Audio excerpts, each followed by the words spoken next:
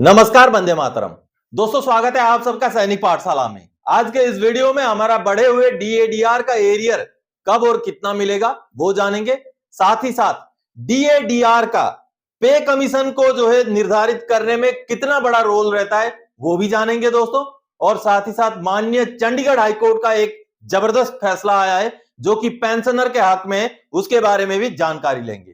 तो आगे बढ़ेंगे इस वीडियो में। आगे बढ़ने से पहले दोस्तों, मेरा हमेशा की तरह आप सबसे आग्रह है, अगर सैनिक पाठशाला चैनल का वीडियो आप पहली बार देख रहे हैं या अभी तक चैनल को सब्सक्राइब नहीं किया है तो चैनल के साथ जुड़े रहने के लिए, इसका हिस्सा बने रहने के लिए और आपसे जुड़ी हुई भरोसेमंद जानकारियों को पाते रहने के लिए चैनल को सब्सक्राइब जरूर करें। तो चलिए आगे बढ़ते हैं पॉइंट वाइज, जैसे आप बोर्ड पर देख पा रहे हैं। सबसे पहले सब कुछ डीए का खेल है, चाहे पे कमीशन का फिटमेंट फैक्टर, चाहे डीए का मर्ज किया जाना, सब कुछ डीए पर निर्धारित है। जी हां दोस्तों, डीए का जितना ज्यादा परसेंटेज आपको पे कमीशन में मल्टीप्लीकेशन फैक्टर उतना ज्यादा। जी हां, डीए ही इन चीजों को निर्धारित करता है। आपको समझाने के लिए मैं 7वें पे कमीशन का आपको एग्जांपल के साथ समझाता हूं। चलिए समझते हैं। 7वें पे कमीशन में 2.57 कैसे मिला, 2.57 जो फैक्टर मिला वो कैसे मिला। वैसे सोचने के लिए, देखने के लिए तो 2.57 का फैक्टर बहुत बड़ा फैक्टर है, क्योंकि 2.5 गुने से भी ज्यादा की बढ़ोतरी है।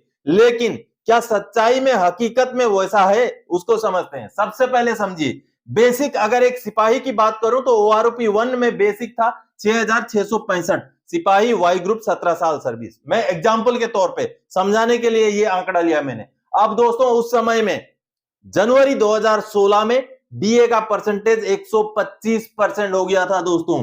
डीए का परसेंटेज 125 था। तो अगर हम बात करें बेसिक 6665 तो डीए 125% के हिसाब से 8332 ऑलरेडी मिलता था। उसके बाद अगर दोनों आंकड़े को आप जोड़ेंगे तो 14,997 रुपए पेंशन पे कमीशन से पहले मिलता था। अब पे कमीशन में जाके क्या होता है देखिए, समझिए।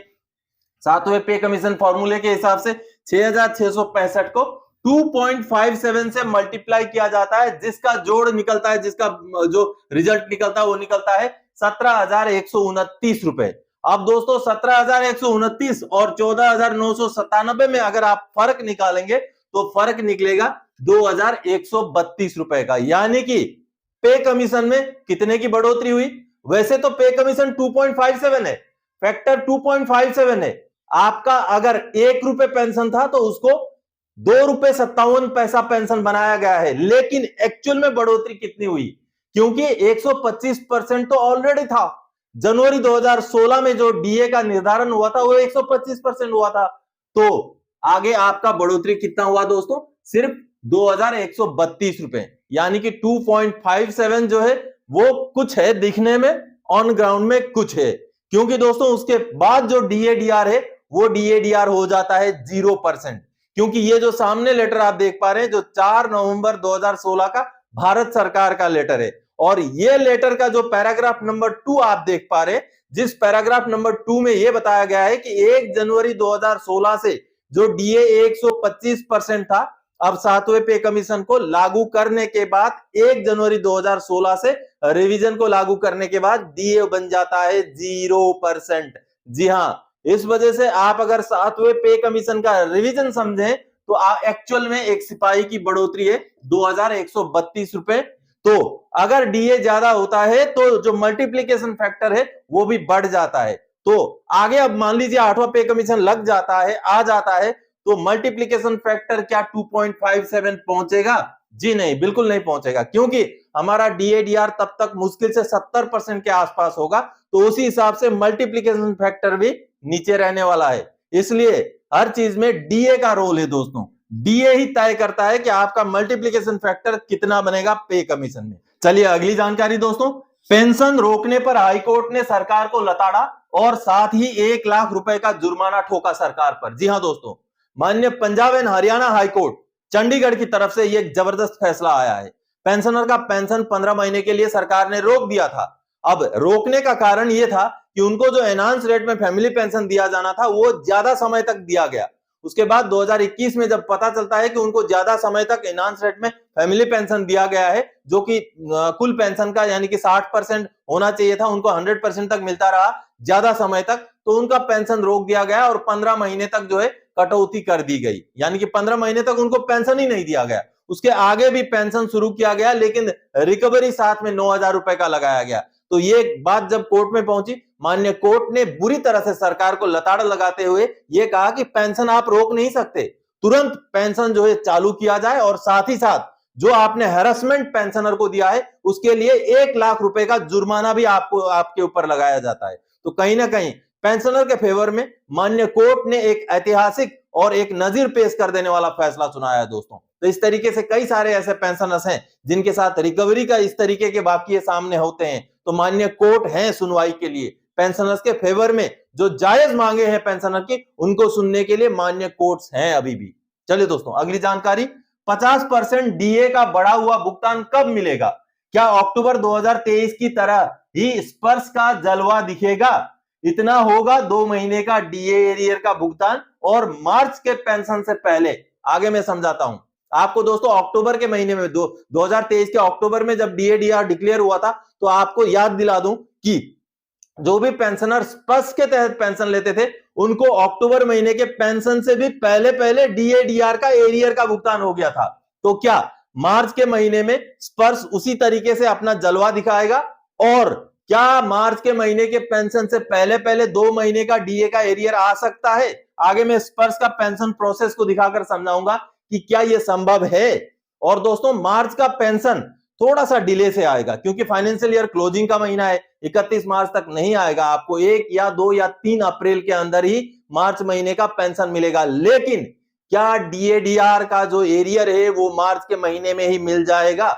जी हां, संभवतः मिल जाएगा। क्यों मिल जाएगा दोस्तों? क्योंकि परसों जब आपने देखा था मंत्री महोदय ने जब डिक्लेरेशन किया डीएडीआर का, तो वहां पर जो बजट है वो भी आवंटित कर दिया है, यानी कि 12-13 हजार करोड़ रुपए जो भी है वो आवंटित कर चुके हैं इसी फाइनेंशियल ईयर में। तो वो पैसा इसी फाइनेंशियल ईयर में खर्चा होना चाहिए रूल के मुताबिक, क्योंकि फाइनेंशियल ईयर के अगले फाइनेंशियल ईयर में वो पैसा नहीं जाना चाहिए। तो इस लिहाज से मार्च के महीने में ही डीएडीआर का जो एरियर है 2 महीने का, वो भुगतान होना चाहिए। और क्योंकि स्पर्श में आगे समझाता हूं दोस्तों कि स्पर्श में किस तरीके से काम चलता है। स्पर्श में सबसे पहले तो स्पर्श में पेंशन का प्रोसेस कैसे चलता है।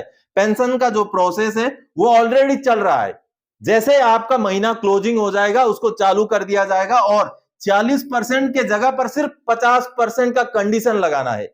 वहां पर एक क्वेरी होता है, क्वेरी में जो है सिर्फ 50% का कंडीशन लगाना है, 46 को बदल के 50 लगाना है, आपका पेंशन प्रोसेस 50% के हिसाब से हो जाएगा। ये तो मंथली पेंशन की बात है जो आपको 1, 2 या 3 अप्रैल को पेंशन मिलेगी। अब बात करता हूं ये एरियर की, जो 2 महीने का जनवरी और फरवरी का जो हमें एरियर मिलना है, वो दोस्तों स्पर्श में एक नया कंडीशन लगाया जाएगा कि 2 महीने का यानी कि 4% के हिसाब से 2 महीने का एरियर का एक कंडीशन लगाया जाएगा, जिस कंडीशन को लगाते ही आपके मोबाइल में मैसेज भी आएगा कि आपको इतना तारीख को इतना लमसम अमाउंट जो है आपके अकाउंट में आ जाएगा करके।